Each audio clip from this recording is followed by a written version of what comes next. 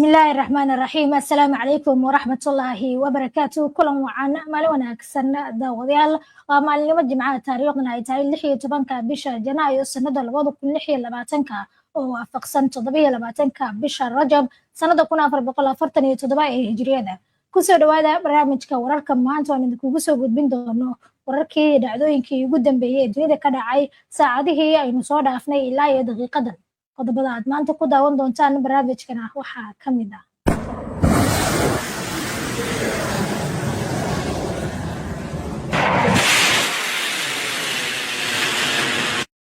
madaxweynaha Mareykanka ayaa ka meermeerayay inuu amro duulaan military oo Iiraan ka dhana sabab lagu macneeyay dadaalo diblomaasiyadeed iyo Iiraan oo aan ka libiqsanayn isla markaana si cad u sheegaysa inay si adag uga jawaabi doonto weerar lagu soo qaado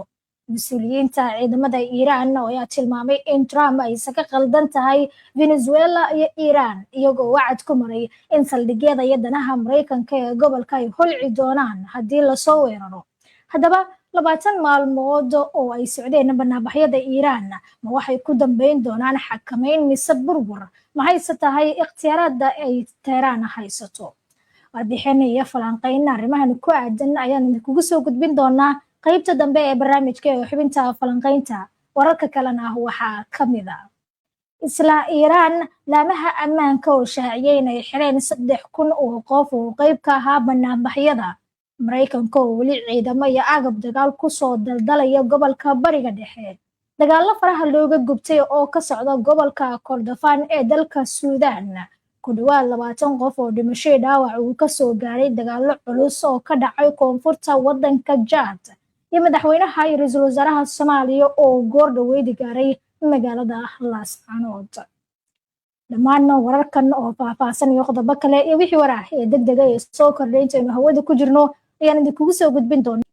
soo dhawaada mar kale daawadayaal jimco wanaagsan maanta waxaynu ku bilaabeynaa wararkayaga magaalada Laascaanood madaxweynaha Soomaaliya Xasan Sheekh Maxamuud ayaa goor dhaweyd ka degay magaalada Laascaanood ee xarunta dowlad goboleedka Waqooyi Bari isagoo halkaasi kaga qayb geli doona caleemasaarka madaxweynaha maamulkaasi Cabdiqaadir Axmed Cali Firdhiye Xasan Sheekh Maxamuud iyo wafdigiisa ayaa waxa uu sii horeeyay magaalada Laascaanood ra'iisul wasaaraha Soomaaliya Xamse Cabdi Barre wasiiro xildhibaano iyo siyaasiyiin kale oo ka socda maamul goboleedyada dalka kuwaasi oo maalmihii ugu dambeeyay ku sii qulqulayay magaalada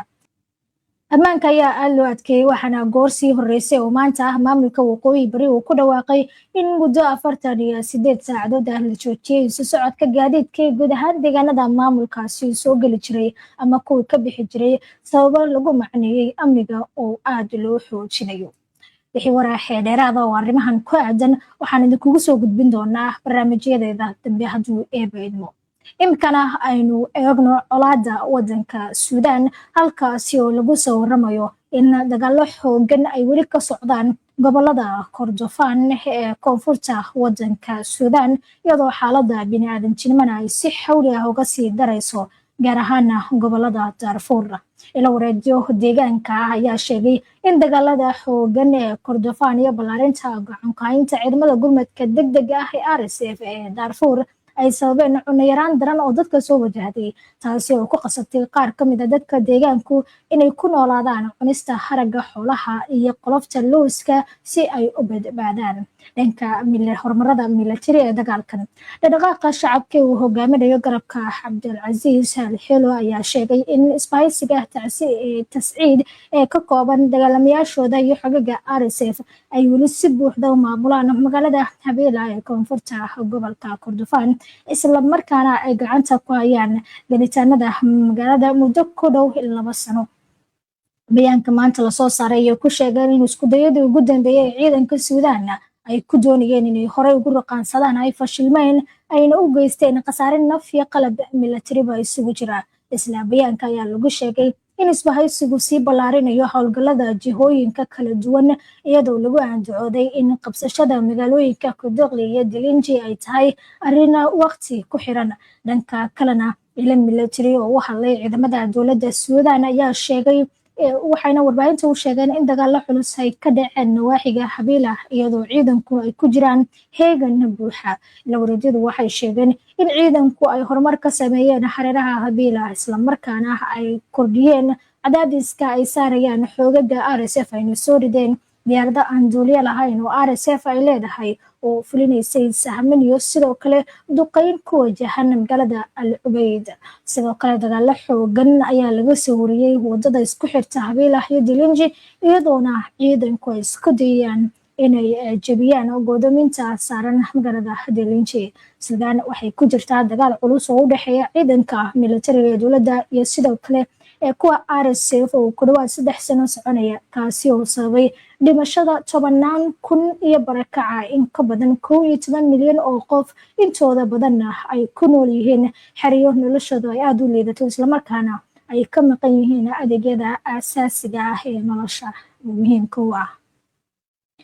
isla wararka Afrika intaynan ka bixin dalka Chad oo Suudaan daris la ah ayaa waxa isna laga soo warinayaa inay ka jiraan iska horimaadyo dhimasho iyo dhaawac sababay ugu yaraan 6 qof ayaa ku dhintay tiro kalena waa ay ku dhaawacmeen kadib iska horimaadyo hubeysan oo ka dhacay koonfurta dalka Chad halkaasi oo u dhaxeeyay dagaalkaasi ciidanka qalabka sida ee dowladda iyo dagaalamayaal ka tirsan dhaqaaqa hubeysan ee magacooda loo soo gaabiyo PDRD. dagaaladani ayaa ka dhacay gobolka Korbool xilli ay u dhamaaday waqtiga kaba dambaysta ah ee dowladdu ay u qabatay in kooxdan hubeysan ay hubkooda ku dhigaan. ciidamada qalabka sida ee wadanka Chad ayaa bayaan ay soo saareen shalay waxay ku sheegeen in 3 askari ay ku dhinteen iska horimaadyada halka 10 kalena ay ku dhaawacmeen. bayaan ka soo baxay militariga ayaa lagu xusay in dagaaladu ay dhaceen kadib markii kooxda PDRD ay diiday inay ka jawaabto waqtiga kaba dambaysta ah ee loo qabtay ahaa in hubka ay ku dhiibaan muddo 48 saacadood gudahooda. dhanka kalena xogayaha guud ee kooxda PDRD Lokbiam Bipa ayaa xaqiijiyay in 3 dagaalamayaal oo ka tirsan ururkiisa lagu dilay dagaaladaasi halka 2 kalena ay ku dhaawacmeen waxaana uu ku eedeeyay ciidanka dowladda inay adeegsadeen awood xad dhaaf ah.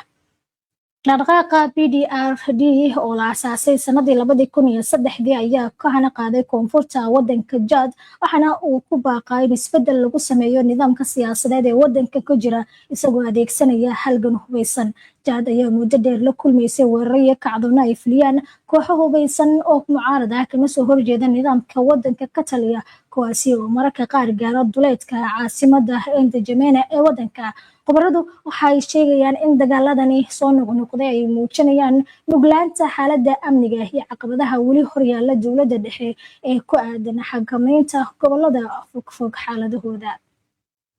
waa hagaag daawadayaal waxay nagu soo fool leh wararkii ugu dambeeyay ee xaaladda bariga dhexe. Trump oo qaaday tallaabo loo fasirtay in dib uu dhigay duulaankii ka dhanka ahaa Iiraan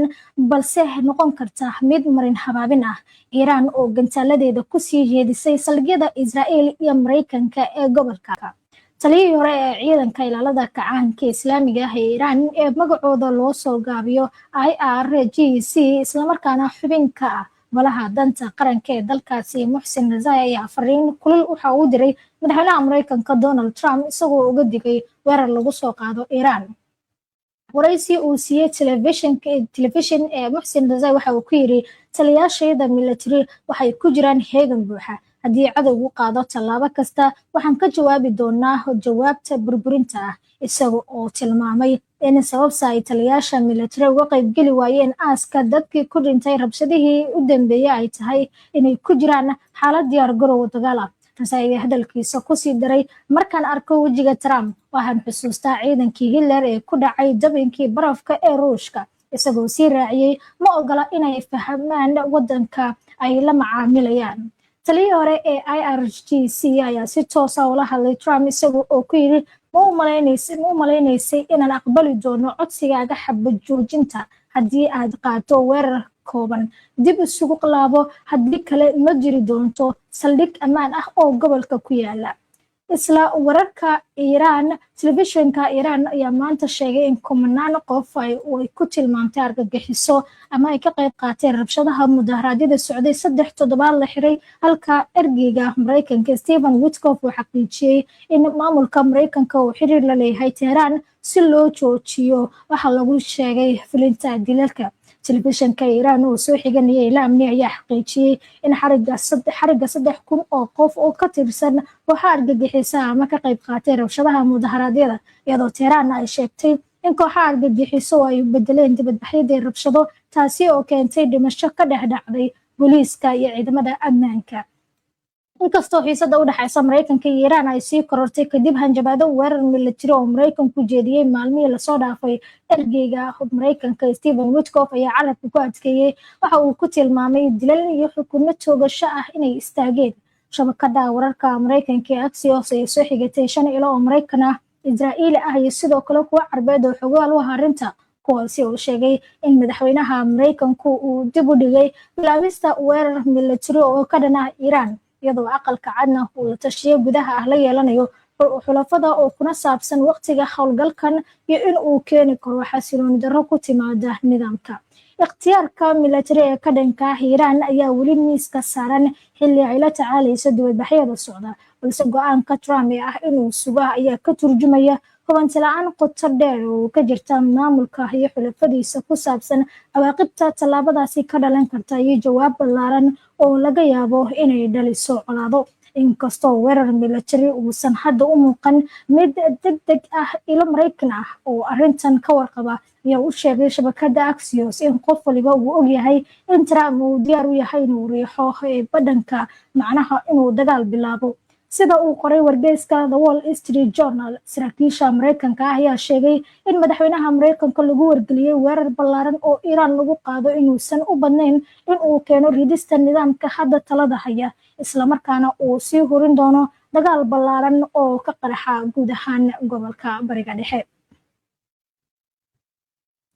waa hagaag daawadayaal haatana waxaynu soo gaarnay xubinta ugu dambeysay ee barnaamijka oo xubinta falanqaynta taasi oo alaaba ku soo qaadano warbixinada iyo xogaha ugu dambeeyay ee arrimaha ee bixiyaan khubarada arrimaha militariga kuwa istiraatiijiyadda ciidamada siyaasadda diblomaasiyadda iyo sirdoonka sidoo kale waxaan ka marnay xubintan oo ku soo qaadanaa kuna qaada dhignaa arrimaha waaweyn kuwaasi oo warbaahinta caalamku ay wax ka qorto amaba ay baahiso xubinta maanta waxaan ku soo qaadanaynaa xaaladda Iran gaar ahaan barnaamijyada rabshadaha wata ee ka soconayay muddada 3 toddobaad ku sii dhow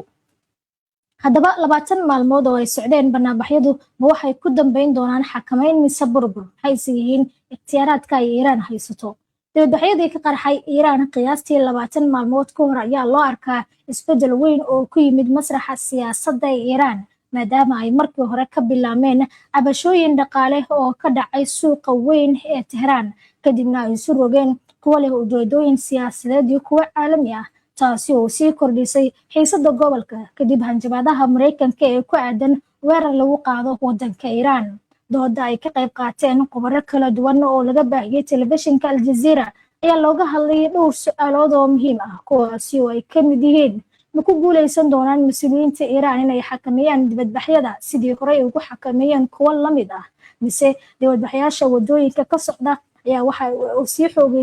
ay sii xoogeysan doonaan iyaga oo markan gaaraya meel aan dib looga soo noqon karin sidoo kale waxaa la isweydiiyey sida ay u badan tahay in Washington iyo Tel Aviv ay u fuliyaan hanjabaadahooda ah inay weeraraan waddanka Iran dibadbaxyadu waxay soo bilowdeen 28 bishii hore ee December ee sanadii tagtay 2025 waxaana sababay hoos u dhac dhaqaale oo aan horey loo arag oo dalka wajahay kadib markii lacagta Iran ay si weyn qiimo dhac ugu yimid marka loo barbardhigo lacagaha qalaad kororka qiimaha nolosha iyo sicir bararka iyo sare u kacay waxaa lagu gartaa dibadbaxyadan in dalabaadkii dhaqaale ay isu bedeleen kuwa siyaasadeed oo si toos ah u bartilmaameedsanaya nidaamka siyaasadeed oo dhan waxaa sidoo kale lagu tilmaamay kuwii ugu ballaarnaa uguna faa'iidada badan dhanka juqraafi ahaan maadaama ay gaadheen in ka badan 100 magaalo oo qaarkood aysan hore taariikhda dibadbaxa uga dhicin sidoo kale waa kuwii ugu rabshadaha badnaa iyadoo muujado rabshado ah ay sababeen dhimashada 100 qof halka shabakada wararka ee Harana ay fadhigeedu yahay waddanka Iran ay ku qiyaastay tirada dhimashada inay ka badan tahay 2,500 oo qof ilaa Arbacadii oo ay ku jiraan caruur iyo xubno ka tirsan ciidamada ammaanka. La taliye hore oo siyaasadeed iyo mid oo diblomaasiyaddana ku xeel dheer oo reer Iiraani ah laguna magacaabo Maxamed Mahdi Shariicaad Madar ayaa sheegay in farqi weyn uu u dhexeeyo dibadbaxyada sharciga ah iyo falalka dambiyada ee abaabulan oo taageero ka helaya shisheeyaha. Waxaana uu sheegay inay jiraan cadeymo badan oo arrintan muujinaya oo ay ka mid yihiin qiraalada dadka la qabtay, hub la qabtay iyo hadallo ay jeediyeen mas'uuliyiin Maraykan iyo kuwa Israa'iili ah. dhankeeda Dr. Roxanne Fabian oo ah bare ka tirsan xiriirka caalamiga ah ka dhigta jaamacadda Cambridge ee dalka Britain ayaa sheegtay in Iiraan ay si wax ku ool ah u xakameysay dibadbaxyada isla markaana aysan hadda jirin mudaharaadyo abaabulan oo waaweyn. Waxay xustay in joogitaanka dad shisheeye iyo rabshadaha aan caadiga ahayn ay si weyn uga yaabiyeen shacabka Iiraan. Professor Daniel Bromberg oo ka tirsan jaamacadda Georgetown ee dalka Mareykanka ayaa isna sheegay in faragelinta dibadeed haddii ay run tahay ay ka hor imaanayso isbeddelka nidaamka maadaama ay siisay xukuumadda marmarsiyo ay si buuxda awood uga adeegsato caburinta dadka dibadbaxyada dhigaya. dhanka wadahadalka Shariicaad Madar ayaa sheegay in isla xisaabtanku ay keentay in Israa'iil iyo Mareykanku ay dalbadaan xabad joojin dagaalkii ugu dambeeyay ay weli jirto isla markaana ay xitaa u janjeerto dhinaca Iiraan. waxaana carabka uu ku adkeeyay in Iiraan ay diyaar u tahay wadahadal ku salaysan sharciga caalamiga ah iyadoo aan la aqbalayn wax shuruudo ah ama amara oo lagu soo rogo shisheeyaha ka imaanaya.